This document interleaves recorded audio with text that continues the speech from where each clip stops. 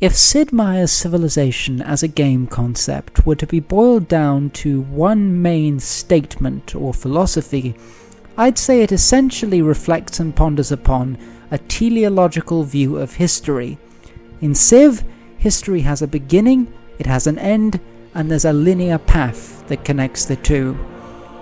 The games are about historical meta-narratives, the overarching trajectories upon which a civilization passes from the beginning to the end of time, combining all of the little stories of a nation into one large story which, in many Civ games, you get to watch on map replay at the end, a feature that I very much hope they put back into Civ 7. I've been playing a bit of Civ this past month or so, and this got me thinking somewhat about the various victory types in the games, especially in terms of what could potentially be added in future games of the franchise. After making a few notes, I thought I'd present some of the ideas that I came up with to all of you, just in case you find it interesting, or if you have ideas of your own. I found that pretty much all of the Civ games thus far have focused heavily on ideas of hegemony, dominance of one state over the others, as constituting the endpoint of history in each game. Each of the main games thus far has included a domination or conquest victory, in which one civilization unambiguously takes over the world, thus asserting their geopolitical and military hegemony through hard power. Civs 5 and 6 also have cultural victories, which signify hegemony more along the lines of soft power and peaceful influence. Civ 6's religious victory also indicates another sort of hegemony, this time more ideological or philosophical. The diplomatic victory in 5 could also be seen as a sort of hegemony, in a direct competition over city-states, although I feel that other diplomatic victories have a slightly different feel to them. So clearly any new Civ game is going to have take over the world, peacefully or otherwise, as a potential victory condition. I do see the reason to differentiate hard power hegemony from soft power hegemony, but to be honest I do feel that the inclusion of both cultural and religious victories in 6 is maybe hitting the same point twice over, and for a new game, those victories could easily be re-merged without losing any of the game's features. For now, I'll just refer to this as a hegemony victory. For domination, I really like the feature back in the Beyond the Sword expansion pack for 4, where you could take other friendly civs under your wing as vassal states. During a war, you could also offer capitulation as part of a peace treaty, forcing the enemy that you just beat to become your vassal, meaning you don't have to wipe out everybody completely, especially not your smaller allied vassals, in order to win the game. This seems more realistic as a precondition for global domination, so I think they should bring vassals and capitulation back as mechanics for Civ 7. Since 5, they've switched the victory condition to the controlling of all original capitals. But if they want to keep this feature, this could be integrated into the vassal and capitulation system. Maybe taking a capital could be a way to force capitulation, for instance. For hegemony, I could see tourism and religion playing major roles, and perhaps even high loyalty having an effect. But I also think that just these leave out one major type of hegemony, economic hegemony, that has not yet been explored by Civ properly. Again, I'd point back to a 4 Beyond the Sword feature that also made a recent appearance in the new Frontier pack for 6, corporations.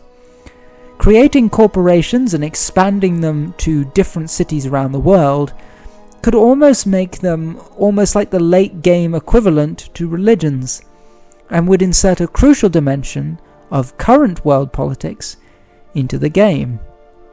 Thus, for a hegemony victory, one would be able to advance on numerous different fronts, with lots of different potential strategies or combinations to win the game. I think it would make for very interesting and replayable gameplay, personally. The other main victory types that are perhaps less explicitly about hegemony tend to focus on major landmark projects for a civilization to complete. The space race or science victory is the most prolific of these throughout the franchise, representing transcendence from the world that you started on, and thus the beginning of an entirely new chapter of history. And you also get the cultural and domination victories of 3 and 4, which in both cases document statistical milestones reached, as opposed to directly concerning your relations with the other players. And perhaps the epitome of this statistical victory would be the score, time, or histograph victory, which has been around in every game since 3. The player with the most points at the end wins. The diplomatic victories in 3, 4, and 6 also arguably fall into this category as well. I think these victories too could also be reinvented in a future Civ game.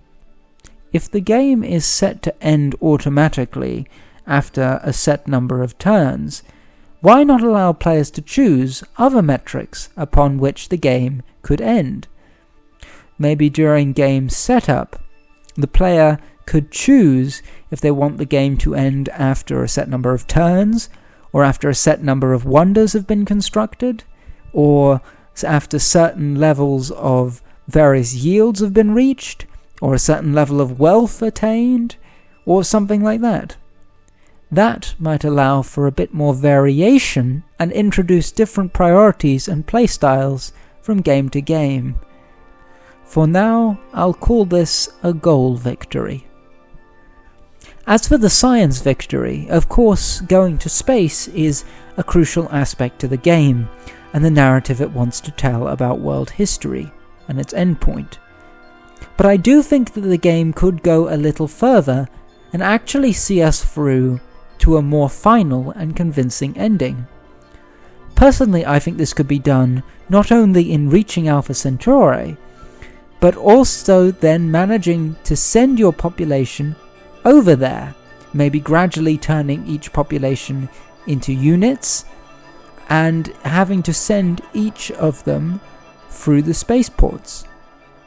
This may, of course, disadvantage larger civs, but I think this would actually serve to even things out, as larger civs and populations are generally able to accumulate science at a faster rate anyway. More campuses, more tile yields, etc. Then once everyone is off the planet, your job is done. History on Earth would be over, as you have nobody left to look after. All of the victories we've discussed thus far have all been examples of meta-narratives about history and implicit commentary about when history as we know it ends. Actualizing global dominance or proficiency in a certain metric, or getting everyone off to space in time, these represent different philosophical perspectives about history itself. You could say, for instance, that the science victory represents a sort of galactic techno-futurist meta-narrative, that the domination victory represents an ultranationalist meta-narrative, and so on. Which is why it does bug me somewhat that the most significant perspectives on this philosophical question don't seem to get any representation in the Civ games thus far.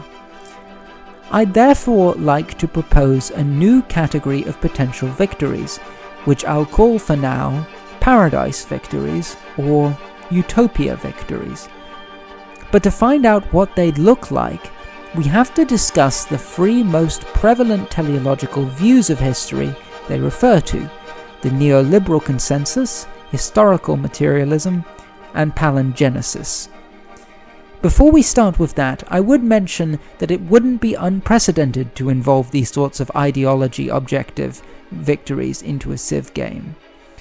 In Civ Beyond Earth, you develop ideological affinities depending on your player's philosophy towards their new surroundings, harmony, supremacy, or purity, and each affinity has its own potential ending, characterizing the actualization of that affinities, or rather ideologies, narrative.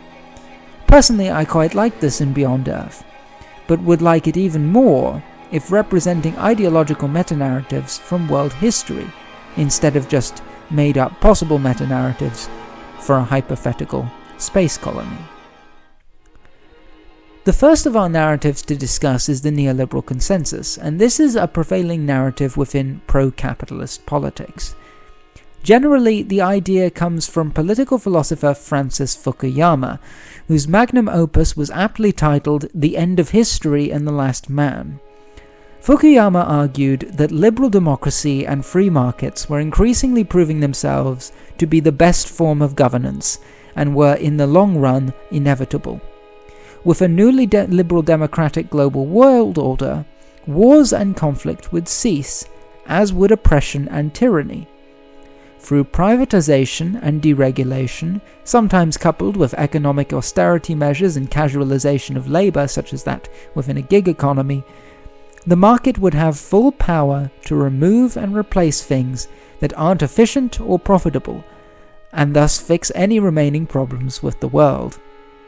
Thus all we have to do, once history is over, is sit back down and let the market take it from here and put everything right, only getting involved politically once in a while for socio-moralistic debates and pragmatic adjustments. No doubt you and I will both have our own opinions as to whether this postmodern meta-narrative to disband all meta-narratives has any legitimacy to it, but we don't really need to know if and how it works to put it in Civ. After all, once the perceived end of history is achieved, the game ends. We don't have to worry about what the end of history would actually look like. So how do we represent neoliberalism in a Civ game? I think we can best portray the neoliberal narrative through the corporations feature I mentioned earlier, as well as a new late-game mechanic of privatization. In the late game, players could choose to privatize various districts or cities if they so choose, and this would involve losing control of the district or city's production in exchange for starting a corporation. That corporation in turn could then be used to reap major gold rewards when influencing other civilizations and city-states. Occasionally, the corporation might also grant you units or buildings, but mostly their units would be more like the traders in Six, moving along their pre-programmed route and not directly under the player's direct control. A capitalist utopia victory would be achieved upon a total privatization of the entire country, thus leaving the player redundant and with nothing left to do, victorious at the end of history and ready for humanity's permanent retirement from decision-making.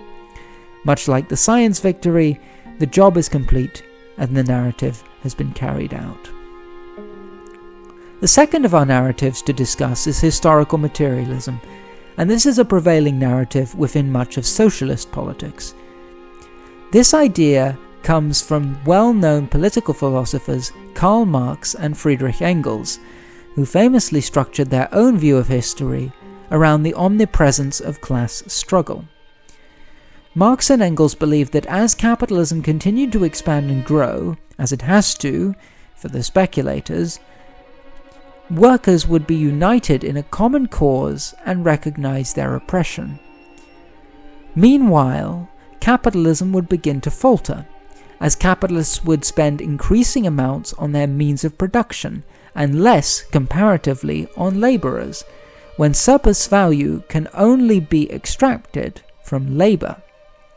Capitalism would counter all this at the expense of workers, who would consequently overthrow capitalism and assume ownership of their industries themselves. Sometimes the workers would do the overthrowing using a state, which would then gradually wither away, once it was no longer necessary for redistribution. Thus socialism, workers' control of the means of production, and eventually communism, a moneyless, classless, stateless society, were only a matter of time to Marx and Engels. Again, we'll all have our own opinions as to its validity, but what I think would be particularly interesting to represent in Civ would be how a hypothetical revolutionary state might go around socializing their economy and passing it over to worker or communal control. Just as we added privatization for the neoliberal narrative, we can add socialization or revolution for the Marxist narrative. In the late game, players could choose to have revolutions in various districts or cities if they so choose, and this would similarly involve losing control of that city or district's production, but this time in exchange for starting a commune or a worker cooperative. That cooperative or commune can then be used to boost the city or district's happiness, health, culture, science, or food yields. Occasionally, the cooperative will also grant you units or buildings, but mostly they would resemble late-game city projects. A socialist utopia victory would be achieved upon a total socialization of the entire country, thus again rendering the player redundant and victorious with nothing left to do, leaving workers and communities to self-manage and plan themselves harmoniously going forward. The player's job is complete, and the narrative has been carried out. The final narrative to discuss is palingenesis, which describes the sort of cultural rebirth that has served historically as the central narrative to fascist movements. Fascism is notoriously difficult and controversial to define, though at its core, fascism's aim is to organize and regiment society according to a strictly conceived mythological superstructure, most commonly identified with a heavily romanticized depiction of old and esoteric national tradition. Thus it is often associated with rigid hierarchies, class systems or castes, a lack of social mobility, and authoritarian imposition of the desired order. Unlike the other two historical philosophies we've discussed in this video, fascism is slightly different given that the player's civilization is already strictly regimented to the player's every whim in the game. The population of your civilization is not designed to be a free-thinking population with their own individual subjectivity. They're designed to be non-self-governing cogs in the idealized, imagined superstructure. I would say this analogy is less a commentary on Civ specifically than it is a commentary on fascism. Video games are allowed to have one-dimensional NPCs in them, but reducing real-life human beings to that role is much less acceptable. And yet that's pretty much the essence of fascism, the subjugation of entire nations to build and impose one person's grand vision onto everyone else.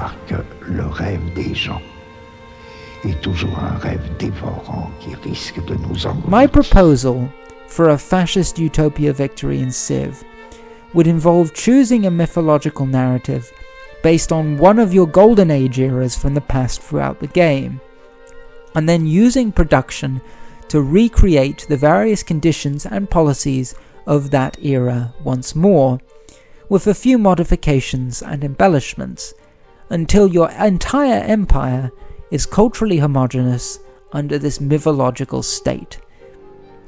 Once again, I think we will all have our own opinions on the worth or validity of such a project, but it's sadly an often recurring theme of many political philosophies and platforms in our real-life world, and it would be interesting to thus see Civ acknowledge it, in part to lay out the absurdity of the palingetic return to mythology for all to see. This victory would also allow for a departure from the overarching philosophy of Civ, allowing the player to contemplate a more cyclical view of history than the linear one. The introduction of Dark and Golden Ages in 6 already points us towards a social cycle theory of continual rise and fall, with nothing truly lasting forever, and no definitive historical endpoint. The themes of decay and rebirth being acknowledged as an alternative view of history to a story of eternal social advancement might be interesting food for thought in our age of the 2008 financial crash, global monopolarity, geopolitically speaking, and environmental crisis. By this point, I think I'd be quite late to the party on the question of whether video games can constitute art, and I'd argue strongly that they can be, as they clearly serve as a way to channel subjective creativity and expression, but in a way quite different to other preceding art forms. Video games have the ability not only to convey one's reactions to the world through narrative, story, or snapshot, but also through providing a framing, a milieu, within which the observer retains a sense of agency. Civ is a commentary on views of history, and presents us implicitly with a plethora of perspectives on both what history is and what ultimately completes it. And I think that it illustrates this philosophical debate in a clever, immersive, and artistic manner. Adding in further victories such as those that I've mentioned here, I believe, would demonstrate even further crucial elements and perspectives to this debate, and more comprehensively explore the notion of history to further detail and nuance. The game catalogues the different potential manifestations of civilization and its scholarship, and thus it makes an excellent resource that I hope will only grow more and more intricate as the franchise continues. Whether you wish to see history as linear or cyclical is a question of cognitively structuring information. History and trajectory are constructs that we use to sort and identify perceived continuity, but they are ultimately up to subjective interpretation. Though what I will say is that I would caution all of you to be skeptical of any notion of history being over, being entirely completed. The world is rarely static, and cultures or traditions will continue to sway amongst their surroundings. We're all ever becoming, and the human impact we leave on the world in our art, culture, and expression shall not be drying out anytime soon. I hope you enjoyed hearing some of my thoughts and ideas about historical metanarratives and teleology, and how they are and could easily be represented artistically in future installments of the Civilization franchise. I have a few more reflections and ideas that didn't really fit into this video, so if you'd like me to make a second video on the subject, do let me know. I make videos on many philosophical and political subjects, so if you enjoy these sorts of discussions, I hope you'll stick around and join me in exploring them. All the best.